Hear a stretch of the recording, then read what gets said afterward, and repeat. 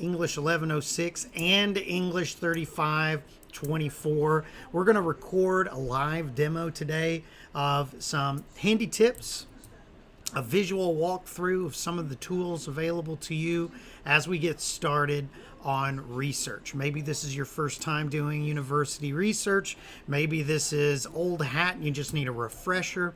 Either way, we're going to take a look at some of those things today. I'm recording this for YouTube so that I can upload it and share it on Canvas with people who aren't able to join us in the live chat. I am recording this as I stream live on twitch.tv. I've got a chat room there. Anybody in the chat room, feel free to ask questions as we go, and I will answer them as soon as I can. But first and foremost, we want to start talking about organization. It's kind of a boring thing to talk about, but when you're starting the research process, you want to make sure you're as organized as possible. So I'm going to give you 3 websites here that you should bookmark right now. Number 1 is this Virginia Tech University Library Guide. Now you can find the research guides on the library website. I'll show you that in a moment. But this link here is a very general guide created to help people get started with the research process. So if there's any gaps in what we talk about today, if there's any gaps in your experience in terms of research, this research guide is going to help you. In fact, this week, that is English 1106's required reading. I want you to go through this research guide. I want you to read everything that's available and look at all the videos. Now, the only downside to this is that the videos haven't been updated as the library website has been. So things might look a little bit different in these videos than they do in mine. But I'm recording this on October the 5th. So, you know, it's pretty up to date. There's a few different tabs here just to show you how to navigate this, starting with developing a topic, utilizing search tools, search basics, advanced search techniques, citation ethics, and citation managers. Now, what we want to point out is that will take you to a completely different research guide. So keep that in mind. Going back, you can see here that it does link to an external window, but it does open a new window, and getting help and accessing library resources. I want you to go through all this to take a look at that. This is some stuff that is pretty basic search, but one thing that I think, from at least my perspective as a teacher, is that there was a period of time where I sort of took for granted students' ability to utilize search engines properly. A lot of that comes from my assumption related to age, right? Learning how to use search engines was part of my education because the internet sort of developed while I was in school.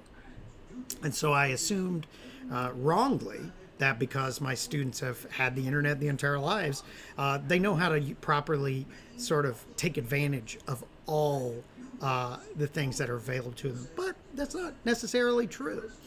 So we want to give them that, use this for that basics, and then we'll sort of augment that as we go. Another thing that I want you to bookmark right now is the Virginia Tech Library page. You can actually see here on my own browser that Virginia Tech Library is on my bookmark bar. That's how often I need to go to it, right next to my Canvas and Hokey Spa link. Make sure you have a quick link to this so you don't have to keep typing. It is something that you're going to go back to over and over and over again. Now, we're going to spend the majority of this video on this website, but I'll come back to that in a moment. Because the third website that I want you to bookmark is OWL at Purdue. Particularly, I'm going to use the MLA formatting and style guide here. You can see this full link up here. You can copy that from the video, or you can find a link to it on our page that relates to research help. If I go over here to pages, I can click helpful links for research. This is our front page. All you have to do is click pages and then scroll down here for citation and documentation. You'll see the link, OWL at Purdue. OWL at Purdue is the #1 resource for citation and documentation out there. It's the online writing lab for Purdue University. It's regularly updated, and it is something that I use in my research. If I don't know how to cite something, I come to this website. If you email me a question about citation and I don't know the answer off the top of my head, I come to this website. So you might as well bookmark it and use it. Now, we'll cover citation a little bit later, but I do want to make sure that you have this available for you as we work forward. Now, let's get rid of these real quick and go back to the Virginia Tech University Library website. And this is what I'm going to walk you through, the very basics of what we're looking at. Like I said, I'm not going to teach you how to research here. I'm simply going to teach you how the website works. Okay, so we're going to do basic stuff, where to find things. You can use this as a reference tool. Now, one thing you'll notice here is that the Virginia Tech Library website, it has changed a lot over the years. We got our new VT branding a couple years ago, and so all websites have been continually updated. So if you ever get on here for helpful links for research and you find a link that's no longer working, I have a lot of links down here for Virginia Tech web pages. If those links aren't working anymore, I try to keep on top of that. Sometimes it falls through the cracks. Just let me know and I'll update those links. Couple things to point out first is here, what are you looking for? This is your main portal for research by keyword, title, author, subject. Like any search engine, it functions very similarly. We have our advanced search, and when we say everything, we do mean everything. Not just books, not just articles, but databases, periodicals, and things that Virginia Tech's library doesn't actually have. We mean everything. So you can look for literally anything through this. A couple of other things to note here. On our menu bar over here, we want to make sure that you can make sure that you are oh no, study and learn. Here we go. A couple of links here that are really important on the menu. I don't particularly like the way that the menu is organized, but we do have a link down here for interlibrary loan. I do want to talk to you a little bit about interlibrary loans today, but that is a link that you can find here. You log in with your PID and password just like anything else. I'm already logged in, so it's going to direct me right to it. Here we have the interlibrary loan scenario. If you find something through the university library's website that we don't have access to, you can always interlibrary loan that and get a copy of it through the internet.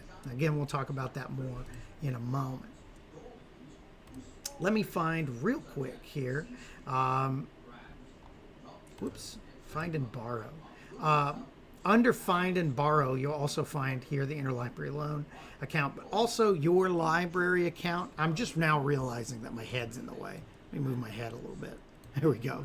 So here, under find and borrow, under the menu, here is the interlibrary loan link and my library account. My library account will give you all the information that you need for due dates, rechecking out books, those kinds of things. Also, we have research guides, which I mentioned earlier. So you can browse by subject research guides. I'm going to open that in a new link, show you what that looks like. Here you can actually search through all of these different colleges. You can go into humanities, languages and literatures, English 35-24 students. You might want to look through some of these research guides if that's helpful. The one that I have linked to you is general interest. in terms of getting started with academic resources. So that's there to help you out. Also, it's really important to note that I am not an expert in the library. I'm an expert in research. I'm an expert in children's literature. I'm an expert in rhetoric and writing. The library is not my specialty. That's what a librarian is for. And that's what this Ask a Librarian chat box is actually really helpful for. So you can see if I click on this, it just pops out to the side. All I have to do is pop in my name and ask a question. Now the thing is, this is starting a live chat with a real librarian who is currently manning a desk to answer your questions. So I can just type, hi, this is Baker demoing the Ask a Librarian feature. What hours is the Ask a Librarian chat available? I can start a chat. It'll pop up here on the side, and then we can try and connect with the librarian right now. So as you can see, Carolyn Meyer has joined the chat already. Somebody is there waiting to ask your questions. So if you have questions about anything, you can just pop on here and ask them, hey, I'm looking for this kind of information. Could you help me with keyword searches? Could you help me with database suggestions? Could you help me find what I'm looking for? Carolyn Meyer is telling us that we're available 8 in the morning until 7 at night. Come visit us. We love to help. There you great. There you are. Live chat. It took just a few seconds for a librarian to get back to me, and you can have a little conversation with them. And that's going to be your best resource instead of emailing me. They're going to be better equipped to help you, but they're also going to be available from 8 a.m. to 7 p.m. every day of the week to make sure that you get the help you need. Oops. All right, there you go. And I can turn that off. Please rate this call. It was great. Submit feedback. All right, let's move on. All right. Next thing we want to do is actually look at the search portal itself. It is very easy. We can just type things in by keyword, title, author, or subject. One thing that students may want to know that they may not realize is the use of quotation marks when it comes to your search terms. So say, for instance, I type in Nancy Drew. That's actually going to give me search results with the word Nancy and or the word Drew. So the more complex part of the algorithm, the searching algorithm, is actually going to give me combinations of those words, permutations of those words, similar subjects, as well as anything that has that within it. So what you want to do is, if you're looking for a subject specifically, put that phrase in quotation marks, because what that is doing is telling the search engine to look for that phrase specifically. Not just the word Nancy, not just the word Drew, but the phrase Nancy Drew. So I'm going to use a keyword search just to show you what the search engine looks like when it's giving us that information. Here it takes us to another website with our search results in the middle, and over here we have our filters. I'm going to show you how to use that in a moment. Now, of course, you have advanced search options using fundamental operators and or not. We'll talk a little bit more about that in a moment. So if you're looking for something more specific, that's something that you can do right there. But for now, I'm just going to show you how it looks with a very broad search. Couple things to point out while we're on this website: you do still have access to the chat with a librarian feature. So it's not as nice as the little slidey pop-up window, but right up here in the corner you can click on this, another window will pop up, and you can chat with the librarian while you're searching. Over here as well, we have a list called My Items. You can notice here at the bottom of any of these stubs a little star. I can click on that, save it, and it goes into My Items. So that's really handy. First things first, though, you want to make sure that you're signed in. Now, if you are on campus, connected to the library through EduRoam, this isn't going to be something that you have to do. But if you're off campus, make sure that you sign in so that you have access to the full resources of the library. You should never pay for anything. All you have to do is, if there is an article that you want and you're hitting a paywall, just make sure that you click sign in. It'll take you to that same page as before. Your PID and password. Why isn't it saving? It's not saving my password. Hold on. Technical difficulties.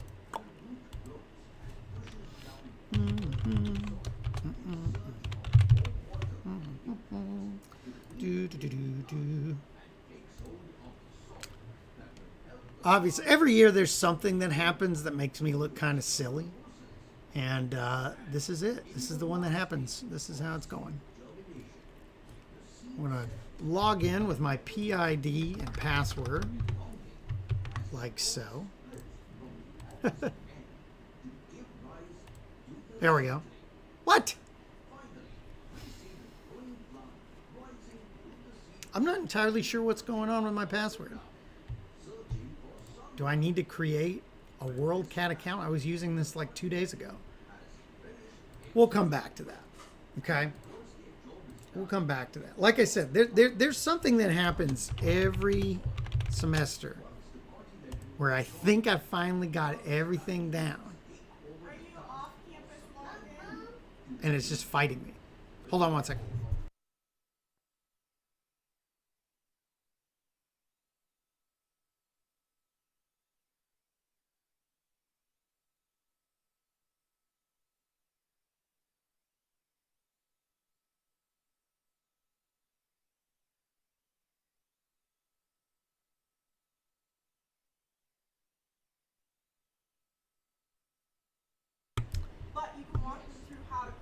All right, so I have just learned that even though I was using this just a couple of days ago, when we sign in, you have to use an actual Worldcat password. So I'm going to fill all this in. I'm going to use my same password as my PID. And then I am going to mute this so you can't see my password.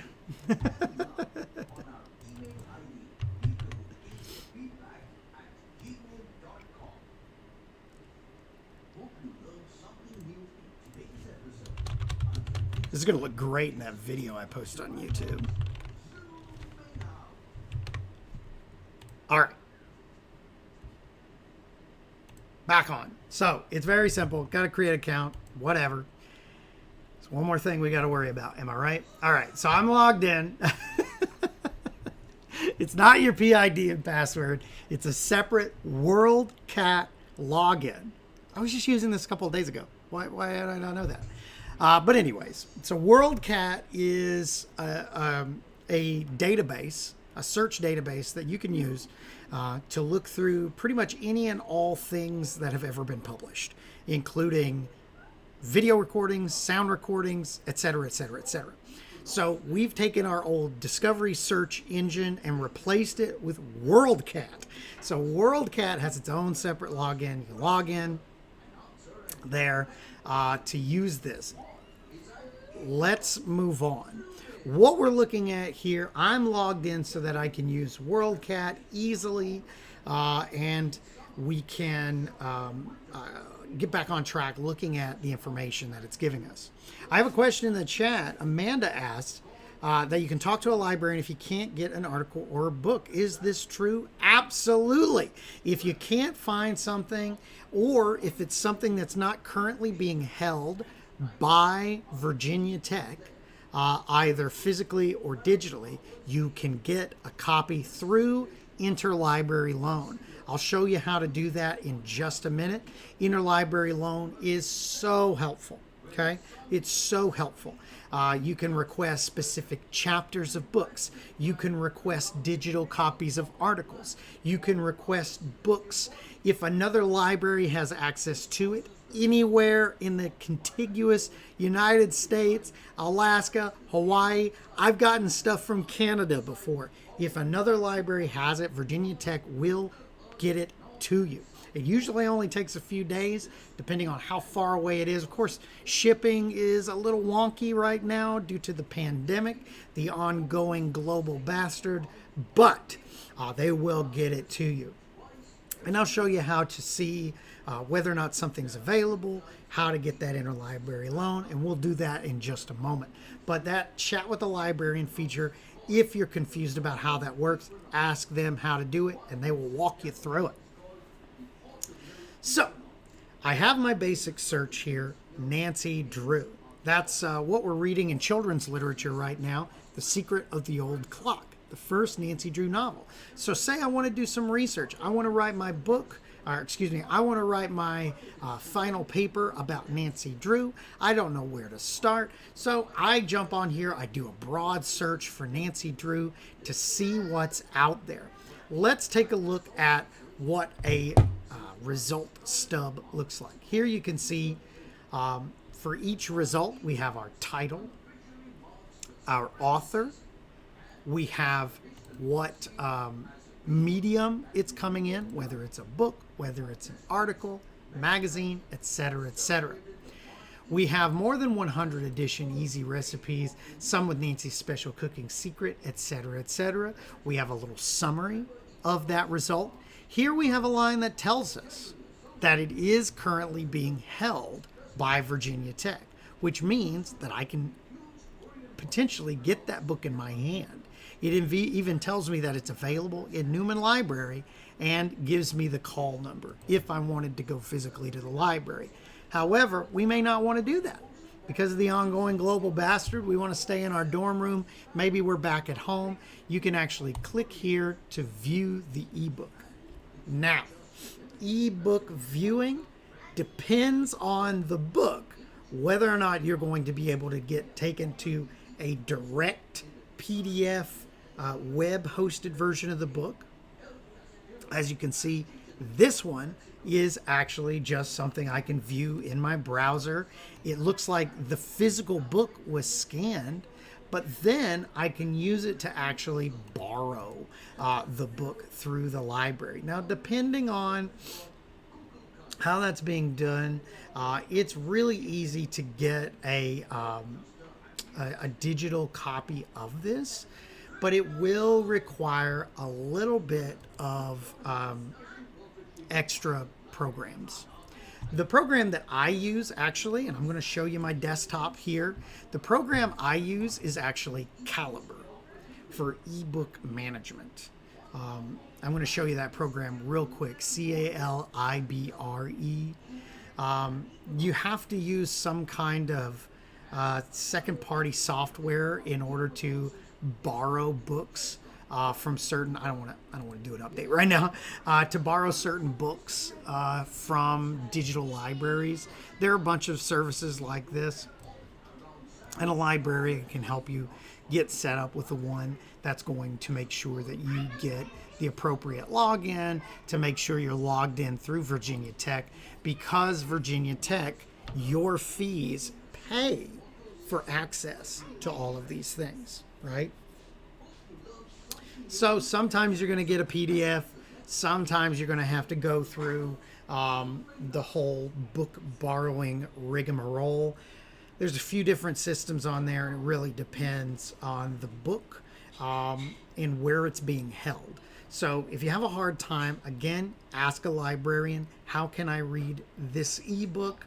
They're going to walk you through the technical aspects of it. So this particular one's not very helpful for me because it's just a cookbook. But this one, in my research on Nancy Drew, might be beneficial. The collection, first anthology to bring together a broad range of critical essays on girls' series fiction from established scholars. That sounds like a really good place to start when it comes to academic research. I'm writing a paper. I want to keep a hold of that. So what I want to do is actually want to come down here. I want to click Save. And it's going to save this to my items. Because as I go through here, I'm going to see a number of articles, a number of books that I'm interested in. And I want to hold on to those for later. I don't have time to browse them all right now. I want to have a repository for later. This is really important. Going back to my first point about organization. You don't want to have to try and re-find sources. So you want to make sure that you have a hold of that. You can see there's a couple of other things down here in the right-hand corner. This citation is okay. We are using MLA 8th edition in this class. We use MLA. But I would highly recommend that you be very skeptical of these kinds of citations. As you can see here, it even tells you to proofread it, to pay close attention, and it may indicate missing data. So you can't just copy and paste or export. That's a good place to start, but don't let your citation end there. You can also create a permalink here to this stub if you want to hold on to a list of links, if that's how you want to organize your research. Or you can email it to yourself or to somebody else. I use this sometimes when I'm helping students research. I'll help them with their searches. I'll find something and I'll say, hey, this could be helpful. And I just send a link to them, a list of the record there. Now, when it comes to being held by Virginia Tech, I can click on the holdings and it will show me here the card catalog version of what it looks like if you need more information there. So that's what that looks like, right? But what is helpful here, if we're looking at this kind of thing, we can actually see some pretty helpful information, including publisher, copyright, as well as subject headings. Subject headings can help you when you're trying to narrow or expand your search. And so it may be something that you want to pay attention to and take a look at. Now, I want to scroll down here, Rediscovering Nancy Drew. You guys are actually going to be reading some articles that I copied from that book. In fact, I think that book is on my shelf over here. It says it's available. Did I return it? No results found. Held by Virginia Tech. No results found. Print book available. Is it? Is it? Because it might be over here on my shelf. Hold on.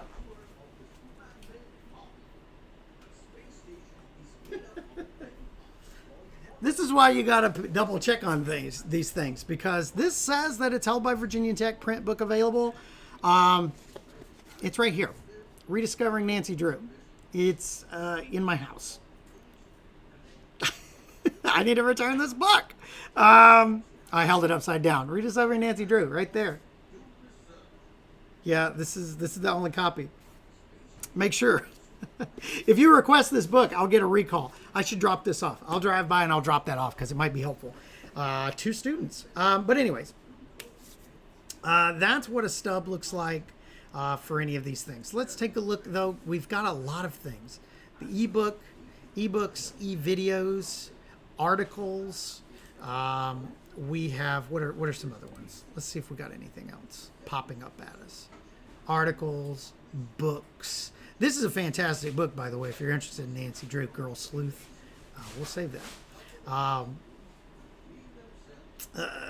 and so on. But anyways, that's what we're looking at there. Oftentimes, especially with articles, you want to click, and I want to show you an article right here. Let's click on this article right here.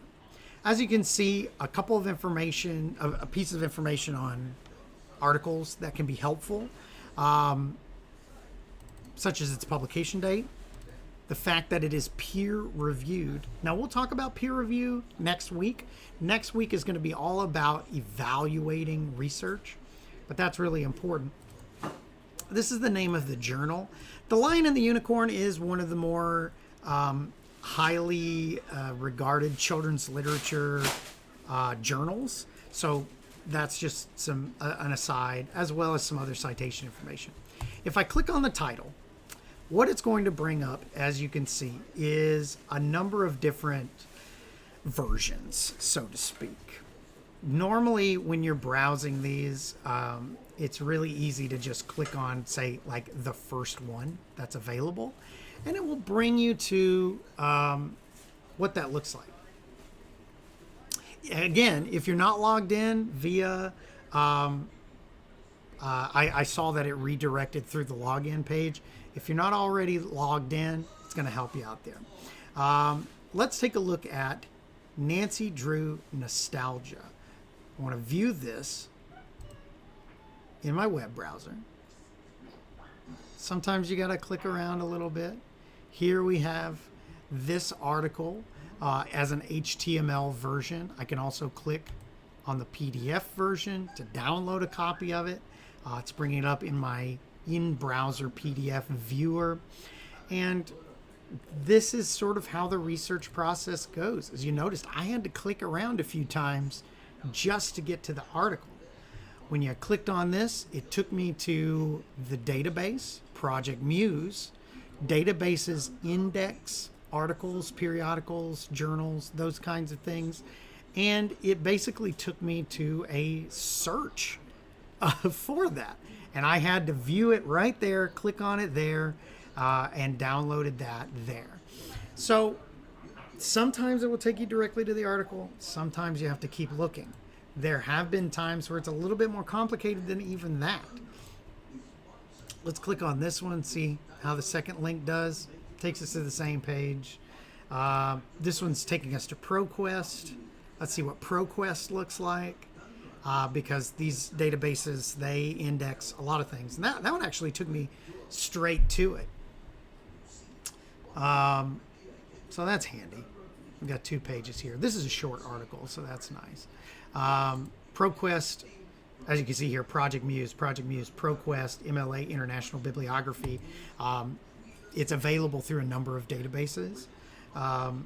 Sometimes it's going to be not available quite as, but it's going to redirect you there to those databases to look at it there. So this is what EBSCOhost looks like. This is what it looks like in MLA database and so on. Unfortunately, sometimes using the library's website, using Worldcat, means I got to click around a little bit. Now I do want to take you down here to what this little stub looks like in the extended version.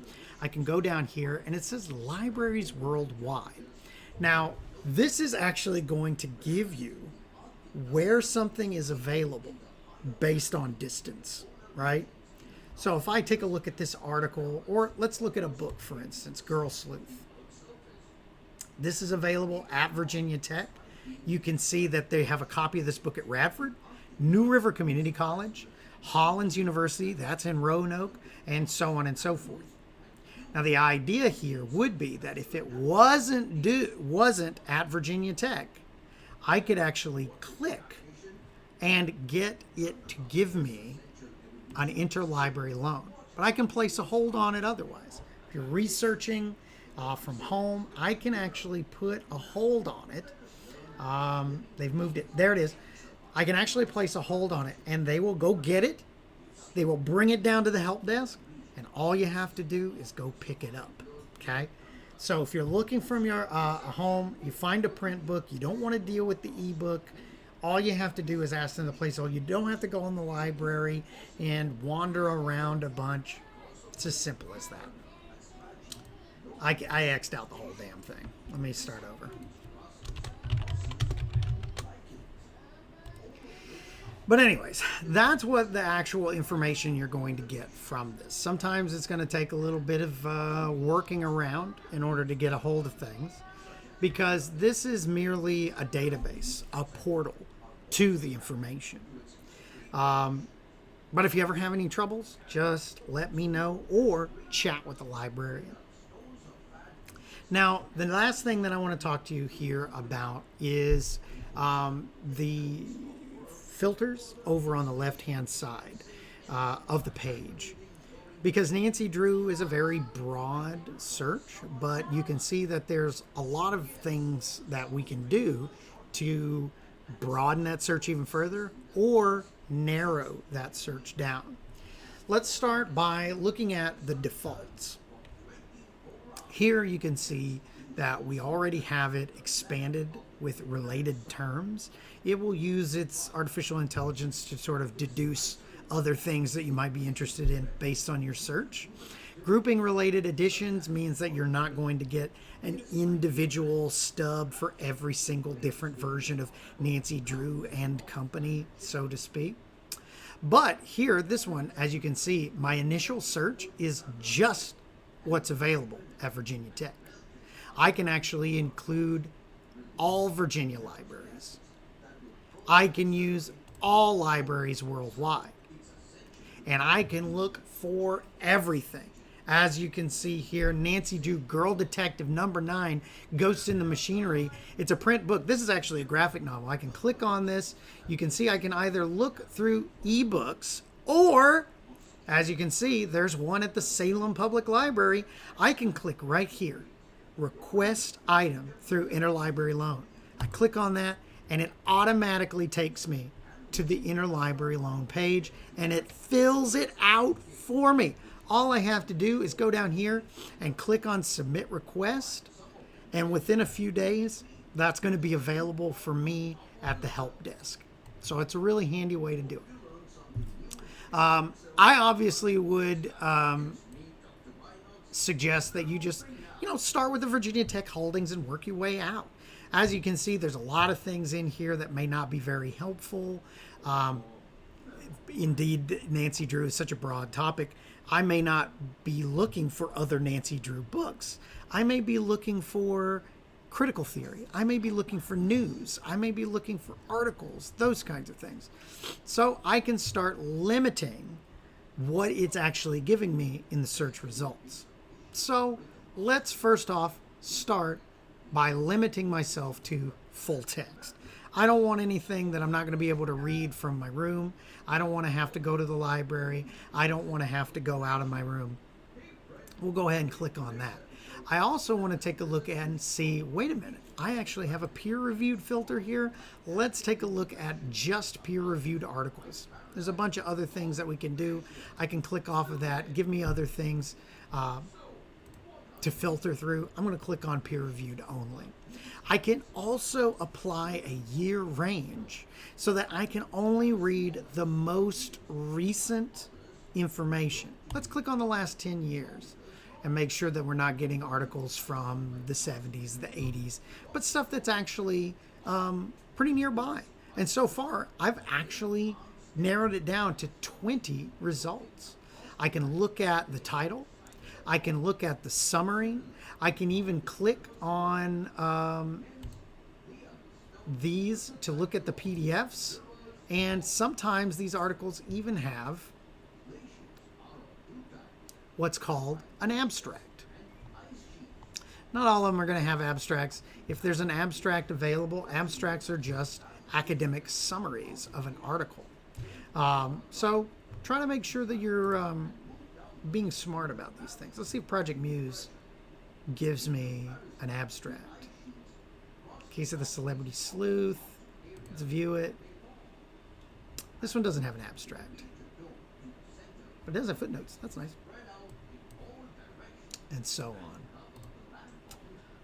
Does MLA have an abstract?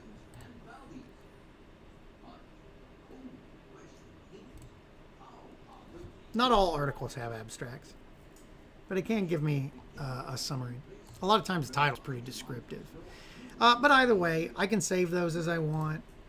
For instance, sexuality interruption in Nancy Drew. That sounds pretty interesting. Let's see here. Celebrity Sleuth. Save that. A Pretty Girl is 16 by Kate Harper is actually an article that I've shared with my English 3524 students. So that's pretty cool. And so on. But anyways, that's something that you can take a look at there. We can apply year range pretty automatically. I can also check things like format. Do I want articles? Do I want chapters? Etc., etc. Since I have these filters applied up here, peer reviewed, it seems like it's only giving me the options, of course, of the types of things that I already have. So we have articles only. I can also filter it by author. I can filter it by databases, by language, etc., etc. So a lot of times what you want to do is kind of fiddle around with some of these filters, and that's going to help you sort of narrow down a lot of the chafe, so to speak. In addition to playing with your search terms, which we'll talk about later, you can find out more about that in the research guides. You can fiddle with the filters, fiddle with what you're actually looking for, use that to the best of the tools available to you to actually help you find as much as possible. Now, Interlibrary Loan is going to be your friend. The Librarian chat is going to be your friend. Make sure that while you're sort of wading through the library process that you don't get discouraged. As you saw a couple of times during this video, I'm running into issues. I'm running into things I haven't seen before. I've had to click around a little bit, and I've been doing this for decades, right? So I can't expect you to be masters at this. It isn't exactly the most user-friendly experience out there. But that's why you need to, one, take advantage of the resources available to you, myself, librarians, etc., etc. But also, it does mean you need to give yourself time and patience in order to succeed at any kind of research strategies, right? Because it can be kind of frustrating. It's a trial and error process. It takes time. It can be frustrated. It can lead to dead ends. But ultimately, it can be rewarding and ultimately very, very important. So that's the last of my spiel, walking you through just the visual of the library database. Hopefully that wasn't confusing. Hopefully that was as straightforward as I can make it. They keep changing things, depending on the article, depending on the book, depending on the holding, depending on the database. Things are going to look different. So it's important to click around. And if you can't get to the actual article, at the very least, you can ask a librarian for help or ask me for help. Now, I have people in the chat watching this while I'm doing this live demo. Let me know if you have any questions right now at the end of the video here so that I can potentially answer those questions while I have the library website up. Does anybody have any questions?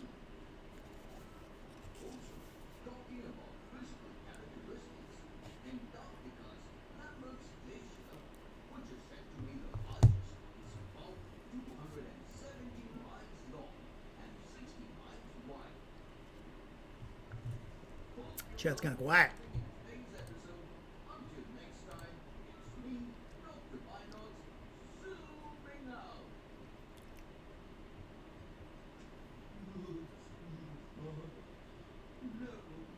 All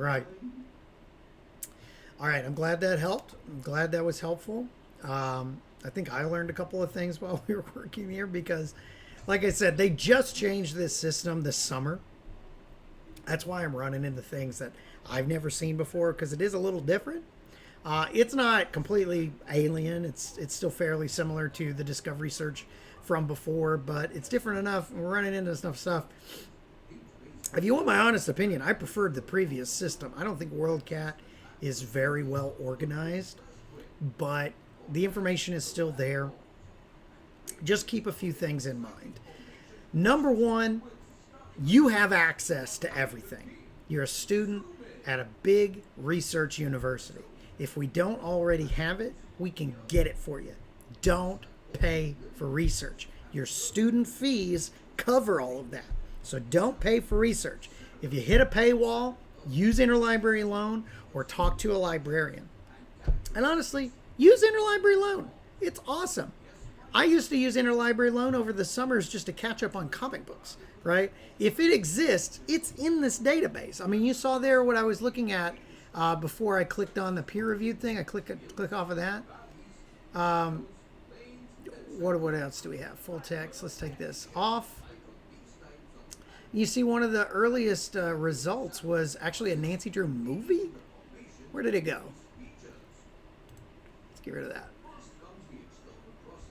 There you go. Nancy Drew. This is the Emma Roberts version from 2007.